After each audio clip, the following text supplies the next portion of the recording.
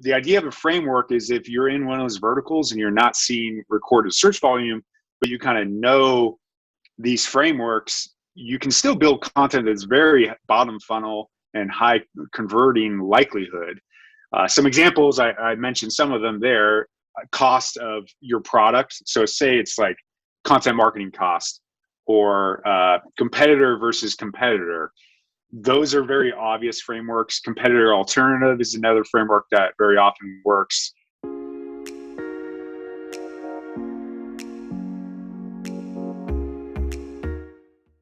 Hello, everyone, and welcome to another episode of the SaaS SEO Show. I'm your host, George Hasiotis, and today I'm very happy to be joined by Ross Hudgens.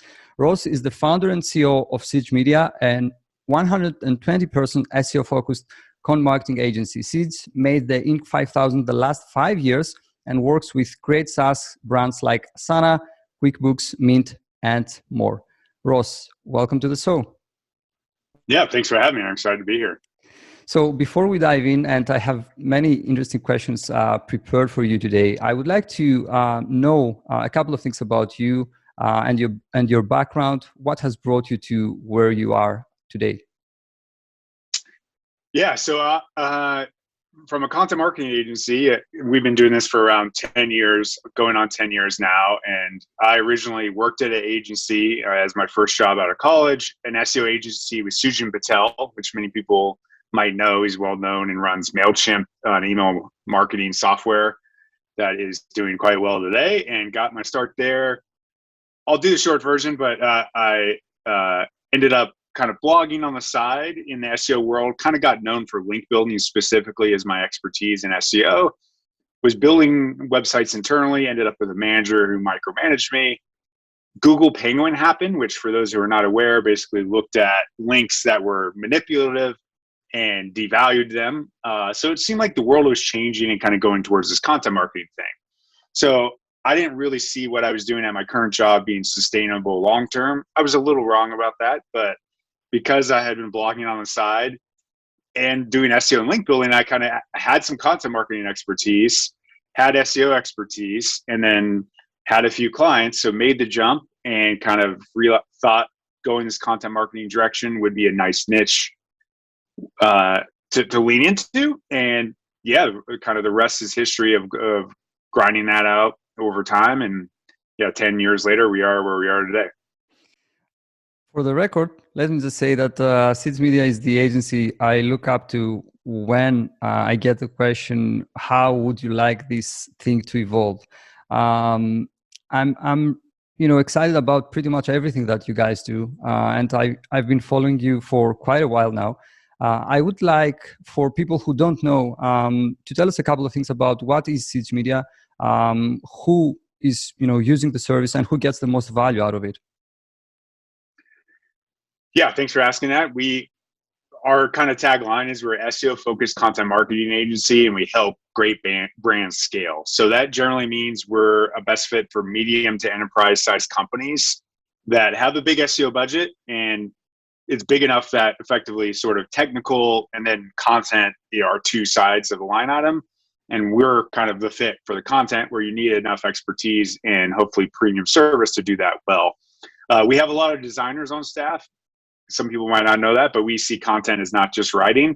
So we're very visual. We tend to skew a little more B2C or professional consumer B2B more often because of that. And through my background and over time, we've also been pretty good at link building. It tends to also be more natural to do in B2C markets from the manual standpoint. But increasingly, we're doing more and more kind of passive link generation as a focus and trying to get people to rank through the content we create and promote.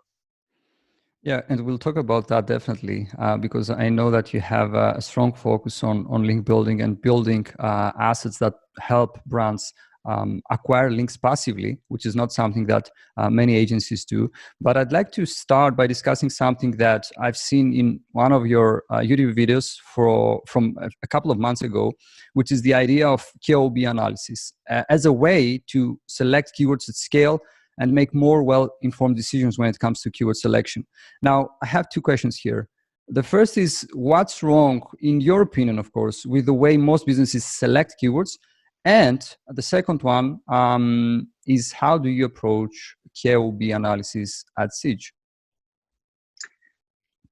Yeah. How people do it wrong, several ways, it would be my response to that. So first is they only would use a keyword. So they might search content marketing tips and they'll just see the keyword volume for that and then just run off that. That's by itself an issue because keyword volume is not reflective of click volume. So clicks are more important. Like what is terms, say what is content marketing? Say 10,000 people search that, maybe only 30% of people will actually click something. So for us trying to get people to our websites, it's important to know click volume.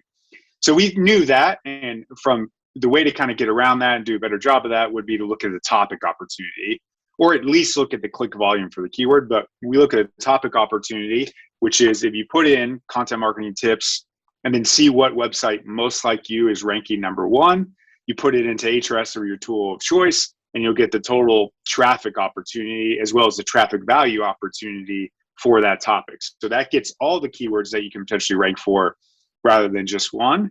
And then finally, as part of that process, we also look at keyword difficulty. As far as my knowledge, to date, you can't really look at topic difficulty, but you can look at that biggest keyword, look at that difficulty. So if you're a brand new business, you're probably not going to be able to rank for content marketing as a term. So you should be using that as a consideration for your work. So this is all kind of leading into how we do it at Siege is all of that. We look at the traffic value as well. So that's also another piece is you don't just want to look at the traffic. I mentioned traffic value. You want to make sure you can actually monetize that topic. So by leaning into value, you do a better job of that. You do need to think on your feet to make sure those terms are actually relevant for you, because just because it says there's a lot of money doesn't mean you can monetize that as a business. So we look at traffic value divided by the difficulty. This gives a KOB score. We then refine that further by scoping it. So we think one asset is interactive, as we were talking about before this call, compared to a simple post with maybe a few designs. That could be 4 times as much effort to rank for the interactive piece. So that might dilute the score by a fourth. So we would try to also find the full opportunity that exists for a client, say 100 topics. We'll aim to get as many as 200. And this also makes sure that we're prioritizing and we didn't miss something that was super valuable as compared to just winging it in keyword research tools. So we build all that together, keyword research difficulty, create a new KOB score, resort it, also have other manual variables where we're thinking about outreach markets, seasonality, difficulty to write something. We want to, as we get to new clients, we want to be successful in the process. So all of those kind of lead up to how we typically kick off engagements with clients. This video made me realize that we have to rethink our own process at Minutia about how we select keywords, especially when it comes to selecting keywords at scale for clients who want to scale things up or move faster, let's say. And what we did is that we essentially took these metrics, keyword difficulty, volume, and some metrics that we have come up with ourselves, also CPC, from all this from Ahrefs. And essentially what we did is that we assigned a weight to each of these variables, let's say. And this process allowed us to come up with an opportunity score on a scale from 0 to 100, which we have tried it with 3 or 4 clients at this point, and it works really well. And this all happened because of the video I watched on your channel. So thank you about that. Now, speaking of keywords and keyword selection, a while back you started a Twitter thread on keyword frameworks. This is something that I have never heard of before. Can you please share with us what's behind this idea and how should businesses use keyword frameworks to get the most out of their content efforts? Yeah, this is something that's especially probably relevant to your SaaS audience, your SaaS listeners here. I think it's especially valuable for B2B markets, technical markets where there's often not as much clear search volume, but still very valuable audience. So the idea behind this is if you're an experienced SEO, you work in enough client spaces, you kind of realize people search generally the same way everywhere. They might change the keyword, but they search what is X What is the cost of Y?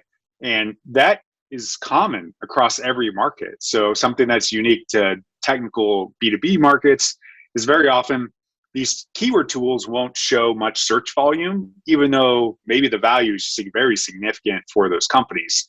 So the idea of a framework is if you're in one of those verticals and you're not seeing recorded search volume, but you kind of know these frameworks, you can still build content that's very bottom funnel and high converting likelihood. Some examples, I mentioned some of them there. Cost of your product. So say it's like content marketing cost or competitor versus competitor. Those are very obvious frameworks. Competitor alternative is another framework that very often works. Jargon in your industry, like if we knew, it's hard to say if this would convert or not, but in our industry, like your money, your life, or EAT came out of nowhere, right? And that was like specific jargon for us that we would get search volume. And what is EAT, what is your money, your life? Those things would be clear as day. And one thing that I've added to this, and I think was a good point by someone, or I saw it as an idea from someone else. Even though the keyword tools don't show this, I would at least go to Google and also confirm through auto-suggest. There should be someone searching. It should suggest to you some of those terms. If you put in your name, your competitor name, and just hit space and not hit enter, you should get some suggestions. And then based on your knowledge that these convert really well, you can use that. So that's kind of was one of the impetuses is we looked at some of our clients and saw topics that only had like 150 searches, but they had driven $250,000 in revenue. So we have to think a little deeper than just these keyword tools sometimes.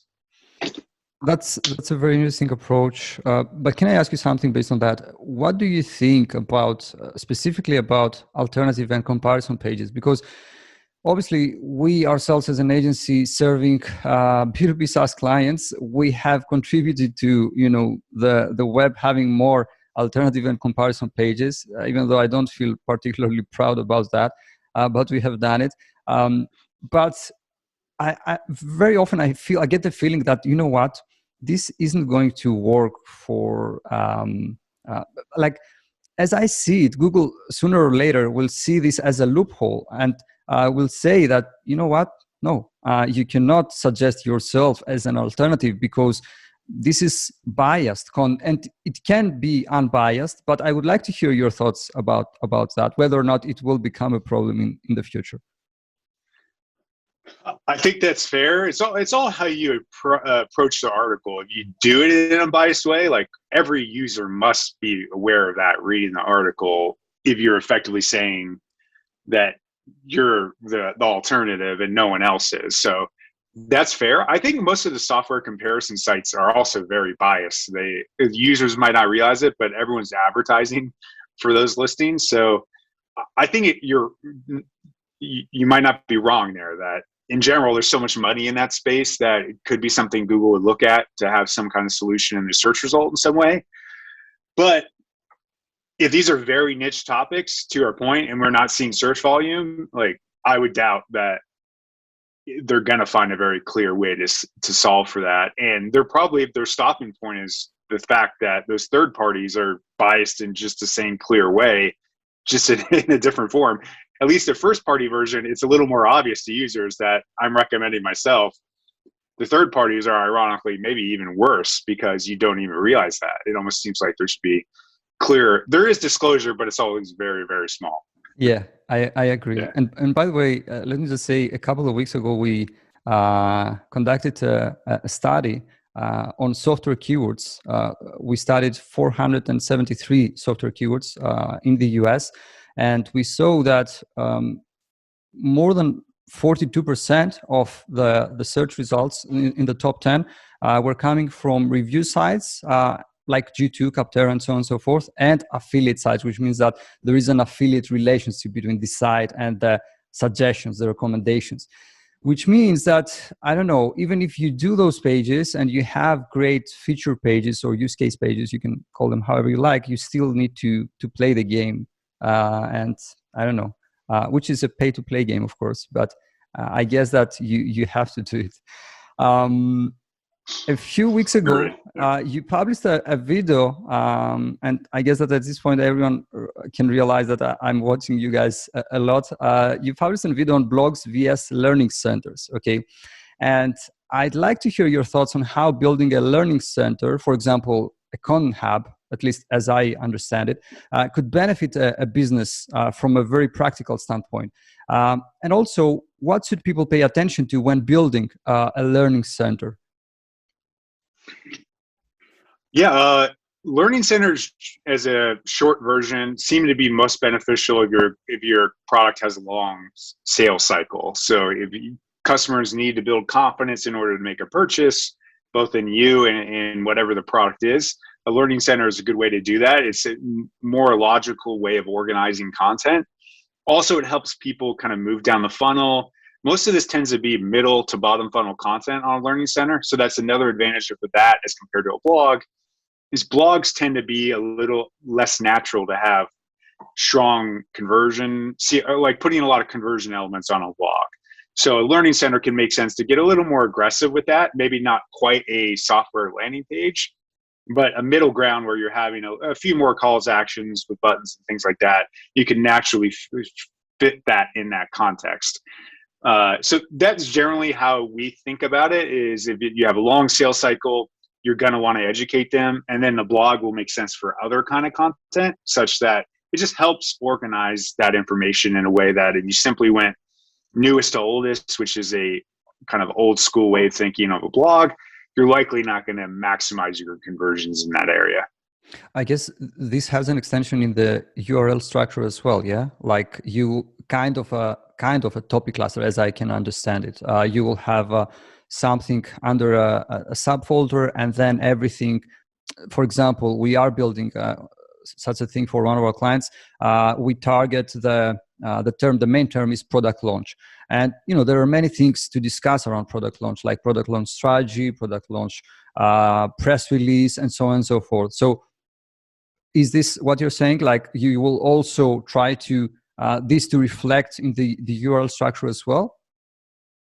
Yeah, I think that's a good idea. Our general best practice that I recommend to our team is use a one-word term that imparts meanings to users. You definitely could kind of do two words, like you said there. Like you use, I'm guessing you use product hyphen launch slash etc. I think that's very solid. Obviously, that's inflexible in some ways if you want to do other content around product launches, but maybe it would still make sense for you. But very often a learn center, I'm sure you've seen, is like /learn is a flexible way of doing that. But if you know your client is just product launch 90% of the work, that can make a ton of sense for sure. I agree with you. It's not so flexible because, for example, we wanted to publish a post on how to launch a product on Product Hunt or something like that. And, it doesn't quite fit there. But I guess that it depends on the case. I guess that would be the best answer here. Now, I would like to shift gears a bit and discuss content updates. I don't know about you, but one of the most common questions that we get from our clients, especially after a content audit, when it comes to content updates, is this going to be a partial update, or are we going to completely rewrite the piece? And I would really like to know how you think about that and how you approach that at Siege. Yeah, so this factors into our KOB and project plan phase. So we've talked hourly about a KOB plan, but that segues into a deliverable we do is project plan, which probably is what it sounds like to people, is the order of content we're going to create. As part of that, for clients who we've either hit year 2 for, or maybe already have a content inventory, we would also look at their existing content. So there we could also scope, is this a partial update to your point or a complete rewrite? Other way, so that's kind of a common way of doing it, just to kind of make that difference.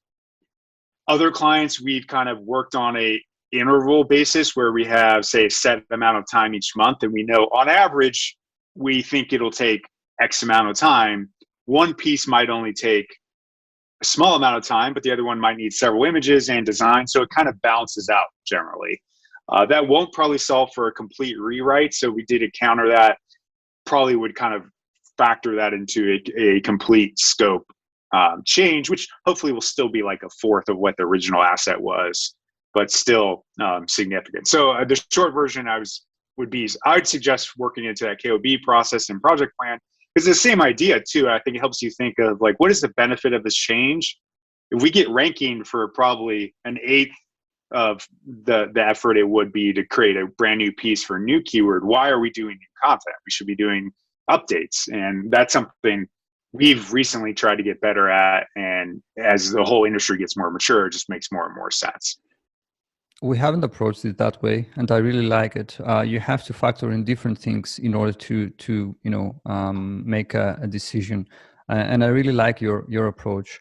Now, I know that one of your main services is link building, but I believe that your definition of link building is completely different than pretty much any other agency out there.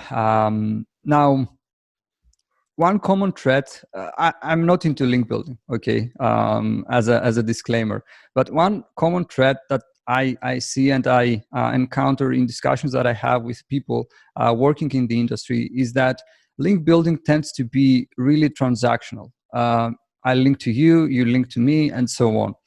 And as an agency that actually does manual outreach, how do you fight back the transactional nature of link building? Yeah, our goal is to not do manual link building. We do a ton of it, but our goal is always, as we describe it to clients, is help them build a link building engine. So how we accomplish that is top funnel rankings for them. There's definitely topics that tend to be more successful for generating passive links over time. But if we, especially in these B2C markets, there's a good amount of top funnel, and you'll find a lot of these assets just naturally acquire links.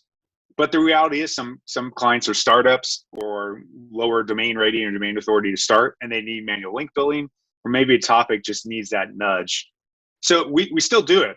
It's still transactional. We don't do reciprocal links by any means, but we do have existing relationships that have been built over time. And we try to go big with our content. So we have great designers on staff, interactivity, as we touched on, we do animations. So we use that knowledge and also try to find people that have covered content like that in the past. So that is an indicator that they'll cover our content. So that helps hopefully remove the reciprocal nature, is that we know which link markets actually link out online, then create content that tailors to it, think through not wearing out those markets on a month-to-month basis. All that kind of factors into that. And hopefully we get ranking over time and build enough momentum that we can shift gears to actually not doing manual link building and just doing some of the updates that we talked about previously. I totally get it, and I like this approach definitely compared to the other one. I guess I don't know how easy it is to communicate that to clients though, because it doesn't entail instant gratification. Like, okay, we got the link today, I will see my rankings go up, next month. So it's it's troubling for me to understand how this can work on a client relationship. I mean. But I definitely like it way more than trying to reciprocate, which it doesn't make sense. Like, what's the point? If I'm going to reciprocate, it means that what I have is not of much value to you. So why bother? I guess. On this same note, a few days ago, I saw that you shared a tweet on how brands should think about manual link building, and specifically how they should calculate the value per link to understand whether or not manual link building can be ROI positive for them.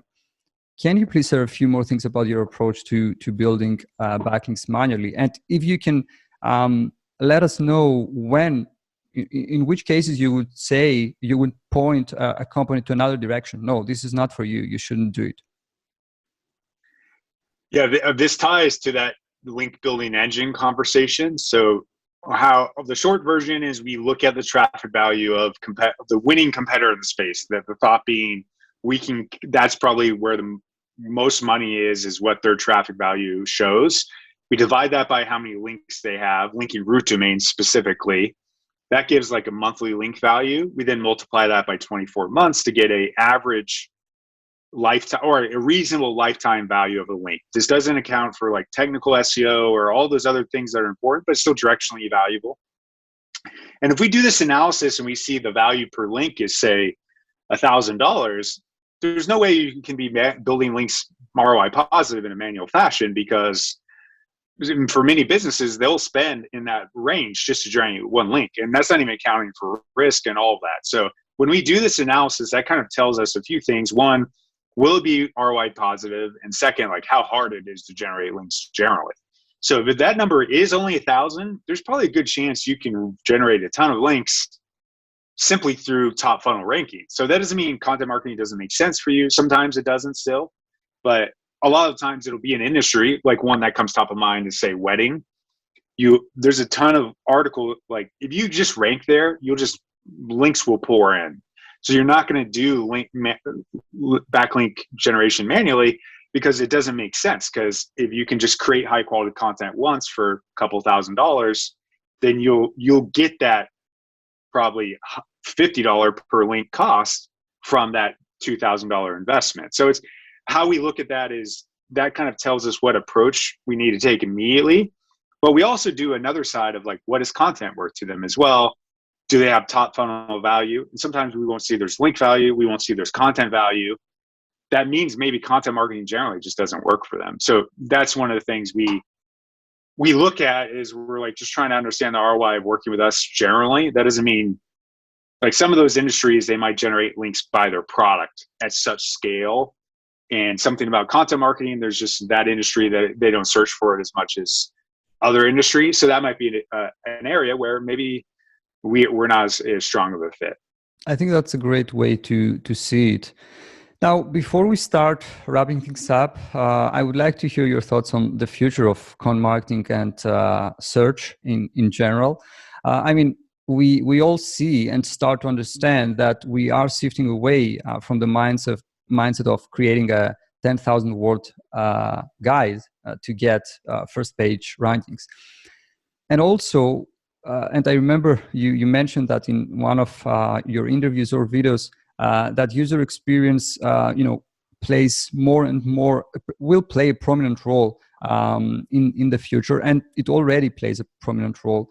And maybe other formats as well, such as video and so on and so forth. So I would like to hear your thoughts when it comes to that, because as I mentioned, as I see it at least, we don't need as much content anymore. In many cases, obviously it's always query specific, but I would like to hear your thoughts as to how do you feel, where do you think things are going when it comes to content marketing and organic search? Yeah, I agree with that. I think big, huge content is not as much of a need anymore to rank. It's really about, I describe it as like 2x content as compared to 10x content. It's about the brand experience. And if you can generate that each time, which is through user experience, that's like the most scalable sunk cost version of that. So I think the whole industry will continue pushing that direction of like higher content quality on a user experience standpoint. And we'll try to be fighting for brand as well. So that can all make a difference. Something I've seen more often that you kind of touched on with your strategy with the Learn Center is maybe more of a kind of like hub. You still build a guide, but it's kind of individual pages as compared to all on one page. I think that could make sense and is good for users, is kind of getting them their answer to their problem as well, and probably also has some internal linking benefit, all those things. I generally push time to value for our team all the time. It's kind of a bummer that you need to like get users their answers in like half a second, and sometimes they might not even read your post. But that leans into your point that the 10K word guide isn't necessary anymore. We just need to get users what they need as fast as possible. In some ways, that's a race to the bottom, but it's currently kind of the name of the game, it seems. And also, I think that content and backlinks is something that many, if not most, of the brands out there can do, and compete against each other. Providing a great user experience and building brand is not something that most brands can do, because even though I have heard, I haven't seen a study about that yet, but I have heard, and I guess that we all have heard about cases where if you're competing with a great brand in your industry, for example, let's say that you're an e-commerce store and you're competing against Amazon, chances are Amazon, even if it's lower than you, it will get the click because of the recognition and all the things that we can all understand. But I think that user experience and brand are two maybe untapped territories that most brands are not competing against each other yet. So there may be some opportunity there for businesses. Now we are ready to wrap things up, and I'd like to know if there is anything interesting and exciting that we can expect from Siege in the near future. Yeah, we hope to be putting out slightly more blog posts in the near future. We realize, hey, maybe we should use our great team on our own work. So we expect more of that. We're doing a lot of great videos, but realize to continue to push quality forward, we should often have a written supplement to go along with that. So that's an exciting thing in the coffer. And also we have someone full-time on sales now, Drew Page, who, if anyone listens to our podcast on occasion, has been on there, and he's great with data. So hoping to get some more data studies with our own internal data, which we've got a good sample size of in the near future. So look forward to that as well. That's great. Looking forward to that. Ross, where people can find more about you and get in touch if they want to? Yeah, if you find me on Twitter, Ross Hudgens, or on LinkedIn, I share content on both of those channels. Siege specifically, check out our blog. Our YouTube channel, as you touched on, is somewhere we're publishing frequently, and that will kind of push out to our blog posts that I'm describing and hopefully have more of in the future. That's great. That's a wrap. That was a great episode. Thank you very much for being on the show, Ross. Yeah, thanks for having me. This was fun.